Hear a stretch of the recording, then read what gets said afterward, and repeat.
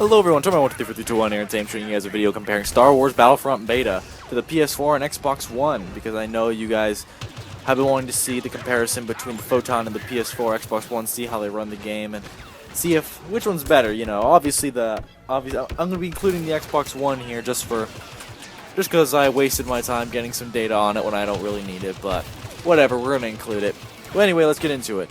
So the PS4 runs at about high 900p, 60 frames per second, a very solid lock. I've been doing a lot of research on it, saying it's running at about high settings, solid 60 FPS. The Xbox One's running high at 720p at 60 FPS, which personally I find both to be, both resolutions to be kind of ugly.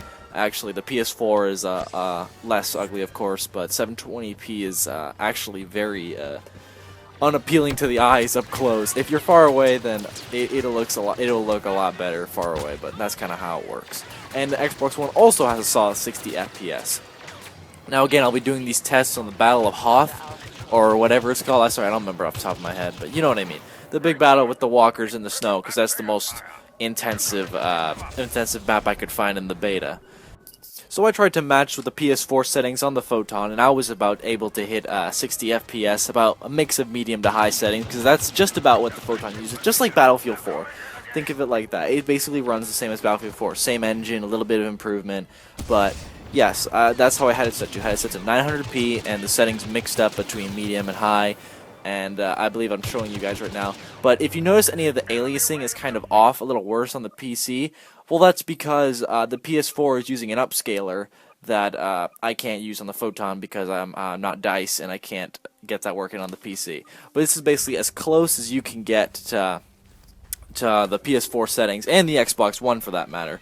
But the mainly thing you can look at is the iron sights of your gun, the very front iron sight. You can see the staircase effect having slightly on the PS4, none at all on the PC.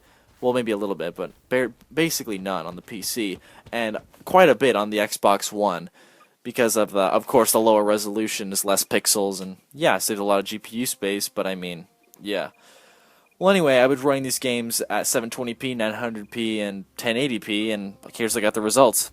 Now, at the PS4's level, I was getting high to medium, about 900p, which is about what the PS4 is running, and I was getting about 60 FPS also. I was had it locked to 60 FPS just to see if I could get a realistic performance like the PS4.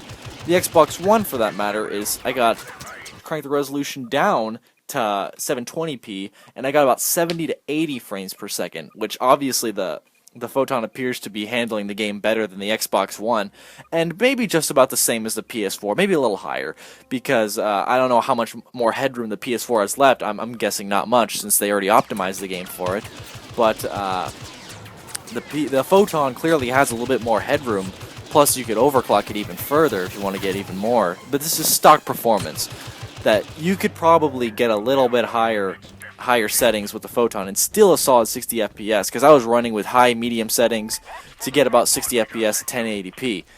Now, certain areas of the map you're going to see some frame drops, but that's normal. Everyone is seeing that kind of frame issue. But I mean, I would say that the Photon really did barely better than the PS4, because definitely better than the Xbox One. Let me tell you that. We got about 10 to 20 frames better. I don't know how much the Xbox One and PS4 had left in terms of headroom, but since the fact that they're locked, the better experience would be on PC with the Photon than on the PS4, just because you can unlock the settings a little bit more on the Photon and still have a solid 60 FPS and an enjoyable experience. Plus, hey, keyboard and mouse.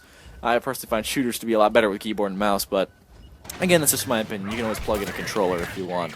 But yeah, I guess that's it for this video. Kind of short for this round, but I would say this round definitely goes to the PC for saying, just because you have the option to make the settings a little higher and still have the solid 60 FPS while you're locked on console to whatever the game is right now.